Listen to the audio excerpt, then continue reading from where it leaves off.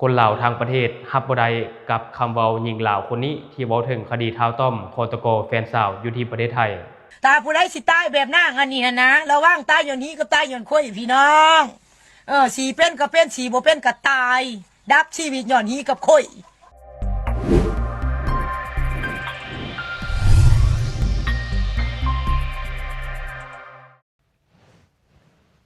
สบายดีท่านผู้ชมยินดีต้อนรับเข้าสู่รายการ Talk the New และข่าวที่ข้าพเจ้าอยากจะนำเสนอในมื้อนี้ก็จะมองถึงข่าวที่มันเป็นดราม่าหนักอยู่ในประเทศลาวในตอนนี้ที่ว่ามีหญิงลาวคนนึงเนาะได้ออกมาถึงคดีท้าวต้อมฆตกรแฟนสาวตัวเองอยู่ที่ประเทศไทยหลังจากนั้นก็ได้แยกชิ้นส่วนและก็นำไปทิ่มตามจุดต่างๆเพื่อปกปิดความผิดซึ่งข้าพเจ้าก็เชื่อว่าหลายคนก็น่าจะเห็นข่าวนี้เนาะเพราะว่ามันเป็นข่าวที่มาแห่งอยู่ในลาวและไทยในตอนนี้เลยแต่ว่าหญิงลาวคนนี้เนาะได้ออกมาเว้าถึงคดีนี้เฮ็ดให้คนลาวทางประเทศรับบ่ได้กับคำเว้าดังกล่าวซึ่งก็กลายเป็นกระแสวิพากษ์วิจารณ์หนักอยู่ในประเทศลาวในตอนนี้จนในล่าสุดหญิงลาวคนนี้เนาะก็ได้ลบคลิปนี้ออกไปแต่ว่ายังมีหลายๆเพจที่เขาจะเอาบันทึกคลิปนี้เอาไว้ได้ทันเดี๋ยวเราไปเบิ่งคลิปต้นเรื่องนี้นำกันก่อนตอนนั้นพี่น้องเนาะอันนี้แหละเขาตายย้อนฮีกับตายย้อนค่อยพ่อแม่เลี้ยงมาดีบ่เคยตบบ่เคยตีบ่สุดท้ายมาตายย้อนฮีกับย้อนค่อยพี่น้องฝากขอคิดเตือนสติตาผู้ใดสิตายแบบนางอันนี้หั่นนะระวังตายย้อนฮีกับตายย้อนค่อยพี่น้องสีเป็นก็เป็นสีบ่เป็นก็ตายดับชีวิตย้อนฮีกับค่อยฝากขอคิดเตือนสติถ้ามึงสีเป็นน่ะนะเนาะมึงบ่ตายดอกอีหลาผู้เขาสีเป็นกับผ้าหางผ้ามีผ้าหลำผ้ารวยอันนี้มึงสีบ่เป็นเนาะฮีน่ะมันใส่เป็นประโยชน์ใส่บ่ถึกที่ใส่บ่ถึกเวลาบ่ถือกะลาเทศะบ่สุดท้ายก็ดับสิพี่น้องบ่ได้ว่าผู้ใดดอกเนาะพาข้อคิดเตือนสติสังคมการตายของนางอันนี้ให้มีสติบ้างทุกคนให้มีสติบ่แม่นมานางแฮมนี่ตายกับเฒ่าต้อมนี่เป็นผู้ฆ่าหันศพแหละสิบ่มีสติคนที่ยังมีอยู่มียิ่งหั่นนะควรมีสติพี่น้องถ้าแค่มีบ่เข้ากันแล้วต่างคนต่างไปพี่น้องบ่แม่นมันสิงับให้แล้วก็ยุและที่ผ่านไปก็จะเป็นคลิปต้นเรื่องท่านผู้ชมซึ่งว่าหญิงลาวคนนี้ก็ได้เว้าถึงการใส่อวัยวะเพศบ่เป็นบ่หรืออย่างต่างๆตายย้อนอวัยวะเพศตายย้อนนี้ย้อนนั่นเนาะมันเป็นคำเว้าที่ตอกย้ำญาติพี่น้องของผู้เสียชีวิตเนาะและอีกอย่างก็เป็นคำเว้าที่บ่ให้เกียรติของผู้เสียชีวิตนำซึ่งหลายคนรับบ่ได้กับคำเว้าดังกล่าวถึงแม้ว่าผู้เกี่ยวอาจจะอ้างว่าเป็นการเตือนสติสังคมว่าใส่อันนี้บ่เป็นใส่อันนั้นบ่เป็นตายย้อนอันนี้ตายย้อนอันนั้นบ่อยากให้เว้าเนาะเพราะว่าผู้เสียชีวิตก็เสียไปแล้วเนาะเฮาควรที่จะเห็นใจญาติพี่น้องของผู้เสียชีวิตในครั้งนี้ด้วยซ้ำข้าพเจ้าเองก็รู้สึกเห็นใจกับครอบครัวของผู้เสียชีวิตเนาะและก็ถือว่าเป็นข่าวที่น่าเศร้าที่มันเกิดขึ้นเพราะว่าผู้ที่ลงมือก่อเหตุนี่ท้าวต้อมนี่นะฆาตกรโหดเหี้ยมเนี่ยเนาะบ่ฮู้ว่าเฮ็ดลงไปได้แนวใดแม้กระทั่งตอนที่เจ้าหน้าที่ตำรวจจับกุมผู้เกี่ยวก็บ่มีความสะทกสะท้านหรือว่าบ่มีความย้านกลัวแต่อย่างใดเลย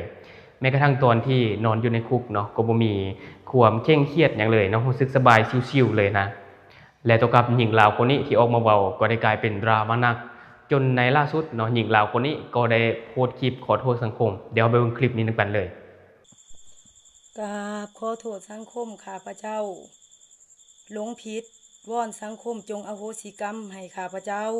เพราะว่าข้าพเจ้านะหลงผิดไปแล้วขาดสติย้อนเสพข่าวโดยที่ข้าพเจ้านะขาดสติลินโซเชียลเกินไปเฮ็ดให้ข้าพเจ้าหลงผิดด้วยคำเว้าบ่สุภาพ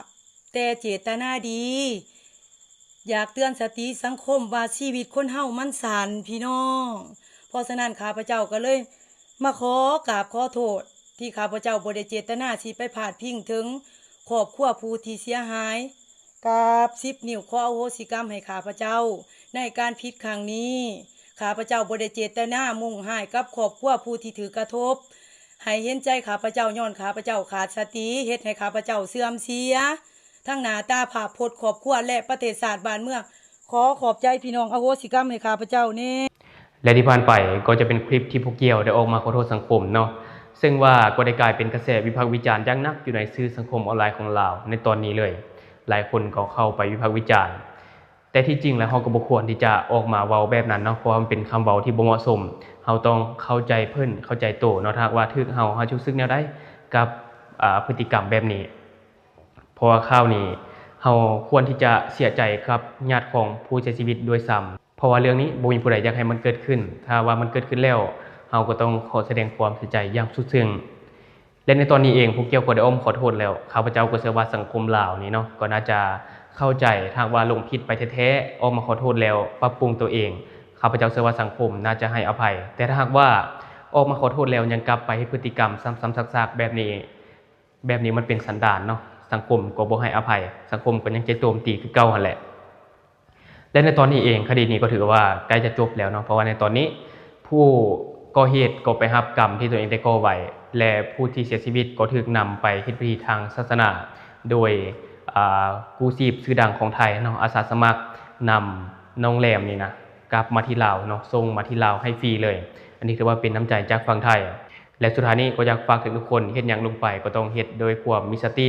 คิดก่อนเฮ็ดบ่แม่นเฮ็ดแล้วจะมาคิดตามหลังเนาะคิดก่อนที่จะเฮ็ดหยังลงไปพอถ้ามันเกิดขึ้นแล้วมันมีแต่ผลเสียทั้งนั้นและทั้งหมดก็คือสิ่งที่ข้าพเจ้าอยากจะนำเสนอในมื้อนี้สำหรับท่านผู้ชมคนใดที่เบิ่งคลิปของข้าพเจ้าอยู่ยังบ่ได้กดติดตามช่องยังบ่ได้กดกระดิ่งแจ้งเตือนก็อย่าลืมไปกดเพื่อเป็นกำลังใจให้ข้าพเจ้าได้ผลิตคลิปดีๆแบบนี้ออกมาเรื่อยๆหรือท่านผู้ชมคนใดที่ว่าอยากประกอบส่วนข้อมูลก็อย่าลืมฝากไว้ใต้คอมเมนต์ของเฮาแล้วจะเข้าไปอ่านและก็ตอบแลกเปลี่ยนประสบการณ์นํกันอย่าลืมสนับสนุนกันด้วยการกดติดตามช่องขอขอบใจ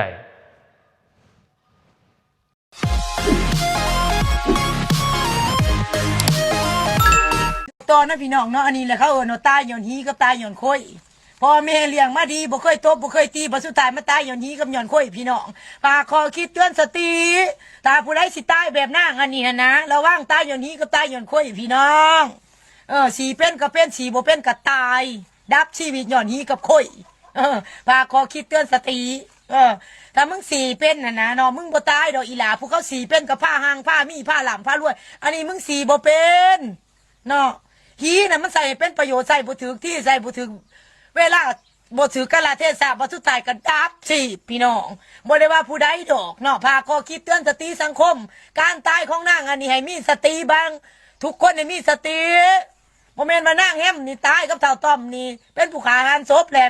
สิบ่มีสติคนที่ยังมีอยู่มียิ่งหั่นนะควรมีสติพี่น้องถ้าแค่มีบ่เข้ากันแล้วต่างคนต่างไปพี่น้องบ่แม่นมันสิงับให้แล้วก็ยุบกราบขอโทษสังคมข้าพเจ้า